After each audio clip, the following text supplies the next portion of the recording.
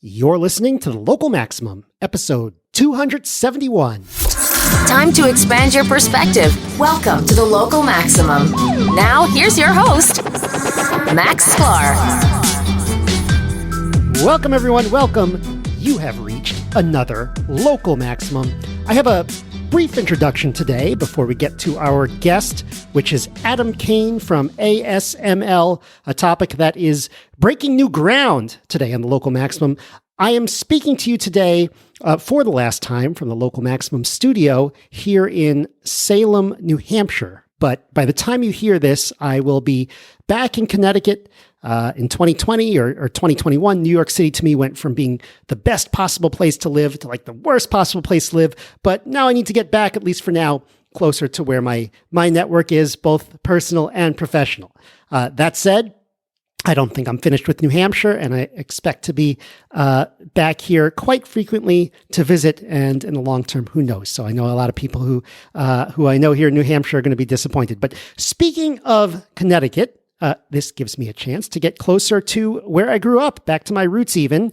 And it's fitting that we do this interview today, which is about a fascinating and a very important company right there in Wilton, Connecticut. And their work on hardware on the semiconductor space has global implications for the world of software. In fact, you'll see at the end of this interview, I tried to wrap my head around all these implications, and I just started to do it. I just was, lack of a better term, scratching the surface, and I feel strongly that we need to learn more. So I guess the question that I'm asking is, why is it that for the duration of our whole lives, not only that, but all of modern history, we have devices that seem to improve year over year? From the hardware, the actual hardware of the device to the software that's written on top of this device, this occurs. And yet historically, this state of affairs is rather unprecedented. So someone is doing the work, the research work at every level, from the hardware level to the software level, and it starts at the atomic level of the semiconductor. And that's what we're here to learn about today. You'll learn that far from being just some standard process to produce these critical components, you have a dynamic team of scientists and engineers that are constantly pushing the envelope, including on one of the recent paradigms, which is extreme UV lithography. I know, big word, but we'll get to it in a minute, to etch these things out on a scale that's very hard to imagine. So just to get a taste of it today, we're going to talk to the Director of Software and Electrical Engineering at ASML, Adam Kane. You've reached the Local Maximum. Welcome to the show. Thank you very much. I appreciate it. All right. So this is a very different kind of a topic than I usually, I'm always talking about technology, but I actually never really, in the 5 years I've been doing this show, never really got into hardware, never really got into semiconductor ecosystem. So I want to hear more about that. So maybe you could tell us a little bit about what is your role at ASML and what is ASML? Sure. I am the software and electrical engineering director here at the Wilton, Connecticut site for ASML. We have sites all over the world, and Wilton is one of the biggest development site in the U.S., but our main site is in the Netherlands, Veldhoven, Netherlands. Worldwide, I think we have about 37 or 40,000 employees. In Connecticut, we have about somewhere between 2,500 and 3,000. And what we do is we have a saying, we're the most important tech company you've never heard of. We actually make the equipment that all of the big semiconductor companies like Intel, which is probably the biggest household name that you have heard of. Yeah. Intel, TSMC, Samsung are the three biggest ones. Other ones include, Toshiba, Sony, Hynix, companies like that. But they use our technology to make microchips. So pretty much everything you buy today has a microchip in it. There are very few things that don't have chips in it. Clothes is probably the most common thing that doesn't, but that'll probably change in the future. If a product has microchips in it, chances are they were made using our machines. Wow. So it sounds like the companies you listed, like Intel, Samsung, it sounds like just about everybody. I mean, I almost want to ask, maybe this is not appropriate to ask, like, who doesn't use your machines? I don't think anyone, to be honest with you. So we have a pretty big market share. That's why I say we're the most important company you've never heard of. There's two main types of technology that drive semiconductors today. One is called deep UV, and one is called EUV, stands for extreme ultraviolet. And those, and that has to do with the wavelength of light that we use in order to create the microchips. And basically, for EUV, which is the more advanced technology, we are the only company in the world that has that technology in our systems. So anything that is on the higher end of the microchip scale is made by us. There's no other company in the world that has this technology right now. So what is EUV? Why are we talking about ultraviolet light when it comes to making semiconductors? Like, what's the connection there? Yeah, it's a good question. So basically, the way our tools work is it's like almost like a big printing press. If you go back to your lessons when you were a child, right? So the way a printing press works, right? You've got the metal plates, and then you've got ink, and then you've got paper that presses against it, and that's how you recreate patterns over and over and over again. But for semiconductor equipment, you basically replace those things. Instead of a steel metal mask, you have a piece of glass, and that's called a reticle or a mask. And instead of paper, we etch onto silicon wafers. And then the most important part of it is, instead of ink, we use laser light to basically etch the pattern from the glass to the silicon wafer. And the difference between DUV and EUV is DUV. I don't, off the top of my head, remember the how big it is, but basically you can shoot DUV light through air. It's got to be very, very clean air, but it still will go through air and it'll go through glass. The big evolution in the industry, which we made that step, it started probably 20 years ago, but really to our customers closer to 10 or 15 years ago, was the EUV technology. This light wave is so small and thin, it does not go through air. Anything that it hits, it bounces off and you lose it. So you have to do all of these things in a vacuum. So our newer systems are basically really big vacuum chambers, which creates new and interesting technology challenges to overcome. But it allows us to print thinner and thinner and thinner and thinner lines. And the thinner the lines, the more you can fit on a chip, the less power the chips can consume, which makes the chips of today, which is why they're so much more powerful, both from a battery usage standpoint and from how much you can fit on it and how fast they are, than they are every year or two. Awesome. So how long has this EUV technology been in production? That's a good question. I don't know the exact details, but I know that we have been it's been in research for decades. Right. So, but to get to the point where we could create a affordable system for our customers to use in their production process, that really happened. I want to think back in 2014 or 2015 was when the first, and maybe even a few years before that, when the first EUV systems went to our first customers.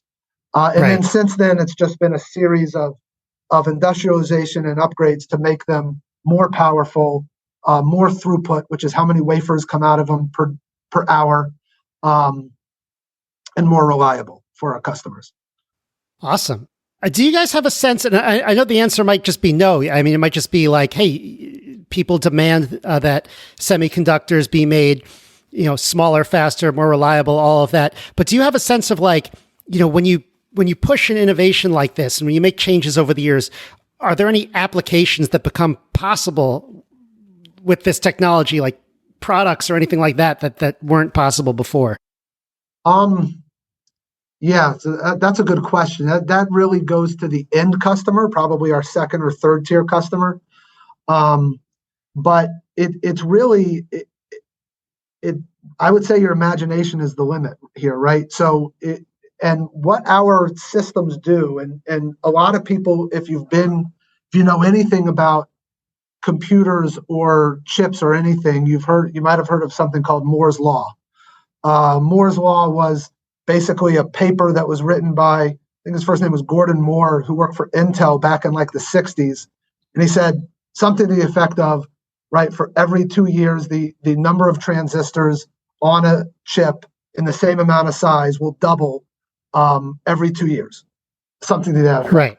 Yeah. And what that does is it allowed every sort of evolution of technology to take place from the beginning of time, in a way, up until today. And you can imagine that back in the 60s and 70s, everyone worked on mainframes, right? Because these big computers took up huge rooms, right?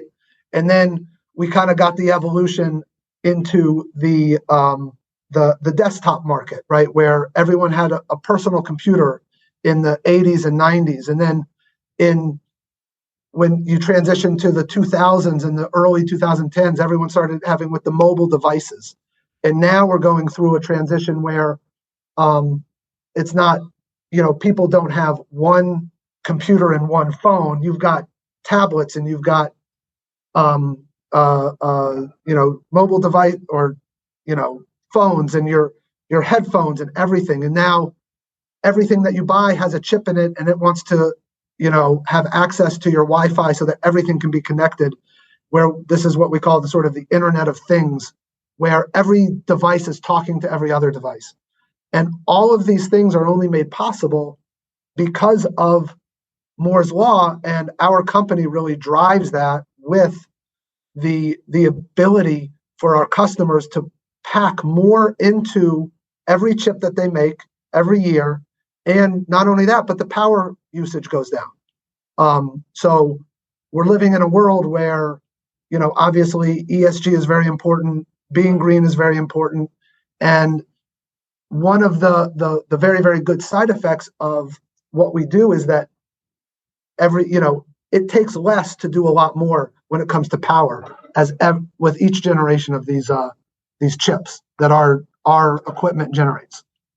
Awesome. Yeah. So there's Moore's Law, and then there's also this broader law, like law of accelerating returns of information technology. There's a guy, Ray Kurzweil, who talks about it a lot, where it's like, okay, even before Moore's Law, you had, punch cards, where a new punch card technology would come out, and then it would be twice as powerful the next year.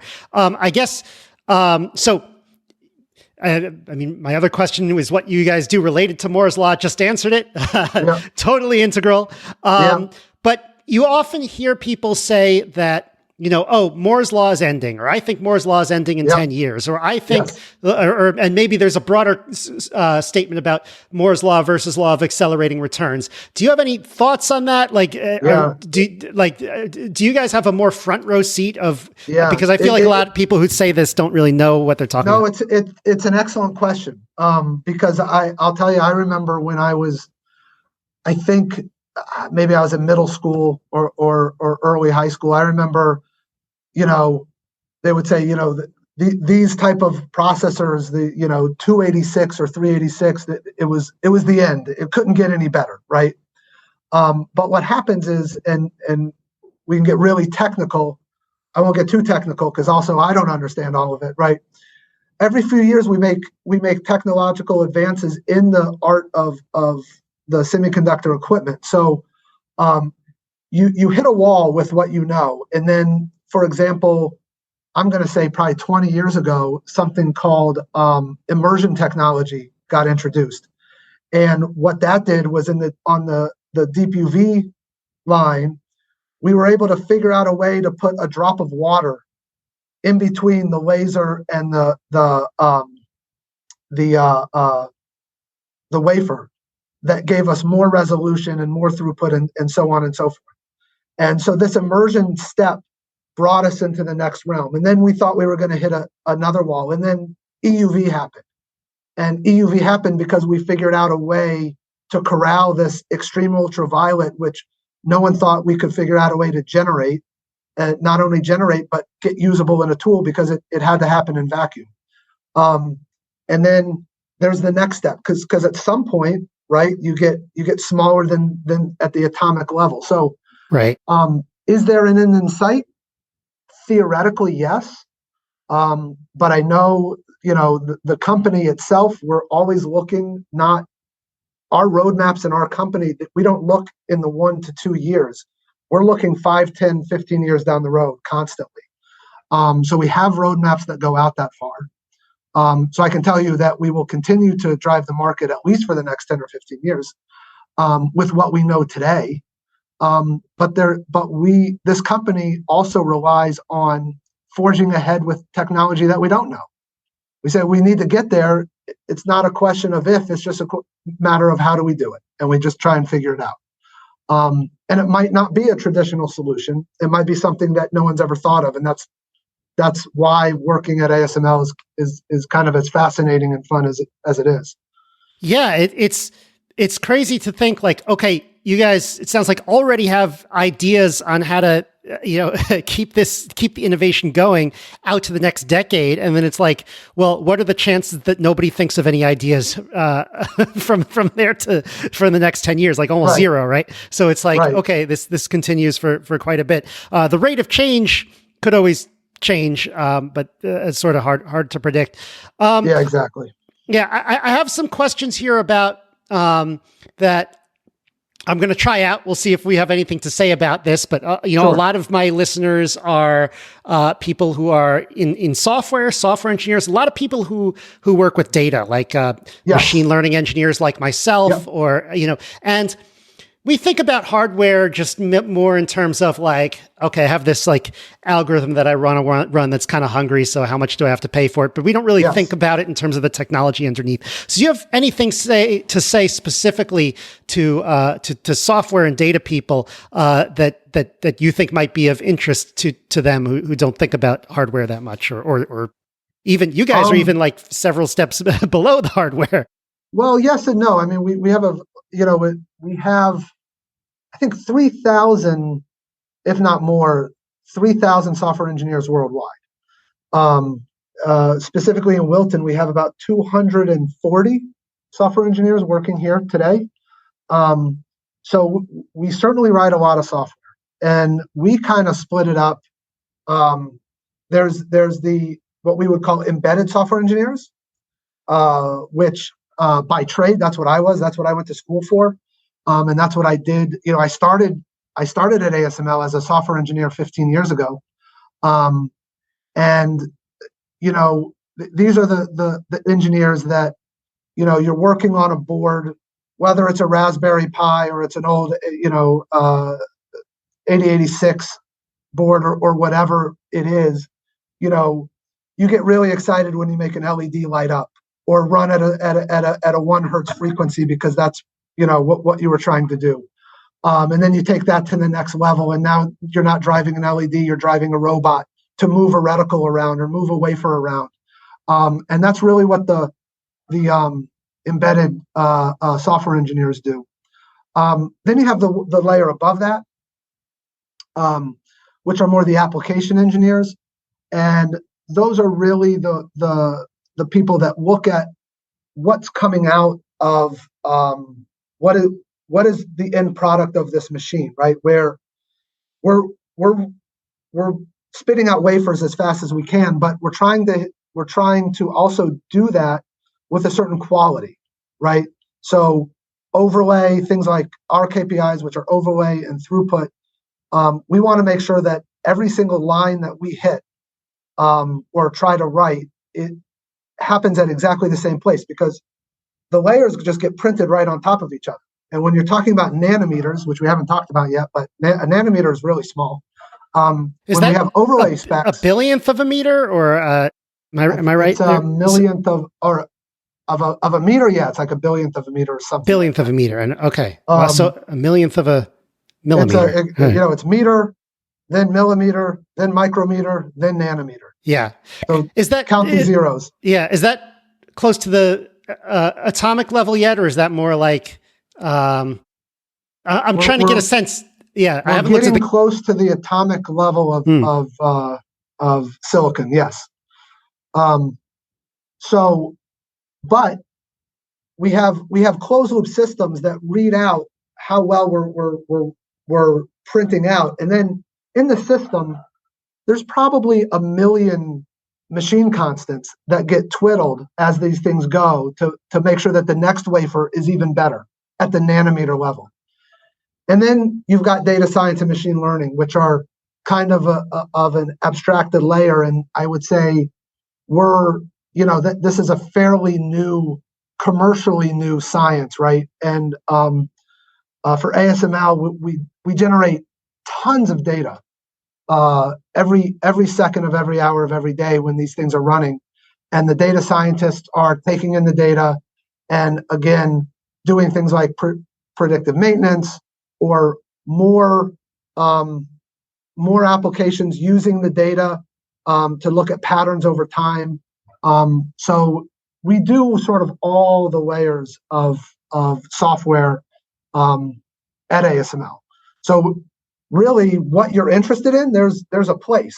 Whether you want to be down at the low level, right, really getting sensors and actuators to work, all the way up to you've got gigs and gigs and gigs of data that don't mean anything to anyone. How do I make sense of it? I'm almost imagining like, okay, there's innovations on the hardware side, on the almost down to the, like you said, the atomic level. It's chemistry, or is this considered chemistry or light? Or I'm trying to figure out like what the right engineering discipline would be for the EUV technology. But you almost have that the hardware layer up to the software layer, and then the people thinking about very abstractly computation. Machine learning data. And then that goes back and feeds into innovation on the bottom layer. So it almost, I'm picturing like a self-perpetuating machine that the whole world of software and the whole world of engineers are unwittingly involved in. Some kind of giant cycle of, cycle of, what do they call it? There's a name for it in business, the cycle of, I forgot what it's called. I know, but in life you would call it a self-fulfilling prophecy. Yeah. Okay. I like that one. All right. Well, this has been fascinating. We got a lot of great information today, and I feel like this is a lot of stuff that maybe my listeners haven't been as exposed to yet, and I think we'll get a lot of people thinking. So thanks a lot. Are there any last thoughts that you have for our listeners today about our discussion, and where can they go if they want to learn more? I think there's a lot of things that people might want to learn more on, both ASML, you, and the technology that you described. Sure. From ASML perspective, our website. Everyone's got a website, right? We're no different. ASML.com. They have a lot of information there. I would say from an engineering perspective, you sort of touched on it. You talked about chemistry. I mean, there's every type of engineer is required to work to get these things to run. We've got mechanical engineers, electrical engineers, software engineers. Those are obviously, we got mechatronic engineers. A large number of physicists, chemists, specialists in material sciences. It's really, some people have called it sort of science and engineering playground, because we really, it requires almost every discipline. And then, on top of that, we're a high-tech company, but obviously we have all different, sectors, from, we have a very extensive supply chain, tons of customers and vendors and so on and so forth. So really, there's opportunities for almost anyone at ASML. And as for me, I'll share my information with you. And if anyone ever wants to get in touch with me directly, I'd be happy to answer any questions that come in. Awesome. We'll make sure to put it all up on the show notes page when this goes out. Adam, thank you so much for coming on the show. Sure. Thank you very much. I enjoyed it. All right. Let me know what you thought about that one. And if any of you in the audience have any thoughts about where we go from here from this interview, because we usually take what we learned on the Local Maximum and follow it up with other interviews, other topics. Next week, unless I'm going to slip like another solo show in there, but it'll either be next week or the week after, I'm going to talk to the chief data scientist at the New York Times, Chris Wiggins, and historian Matthew Jones about a new book that tracks the history of data science and inference from, like, let's say the 19th century to today. And I think you're going to be really surprised about how much you like these guys, even if you also enjoy my occasionally harsh criticisms of the New York Times. Chris Wiggins, I've interacted with quite a bit in the New York data scene, and he's always a pleasure to talk to and to learn from. So look out for that one. Don't miss that. Have a great week, everyone. That's the show. To support the Local Maximum, sign up for exclusive content and our online community at maximum.locals.com. The Local Maximum is available wherever podcasts are found. If you want to keep up, remember to subscribe on your podcast app. Also, check out the website with show notes and additional materials at localmaxradio.com. If you want to contact me, the host, send an email to localmaxradio@gmail.com. Have a great week. Feel the power.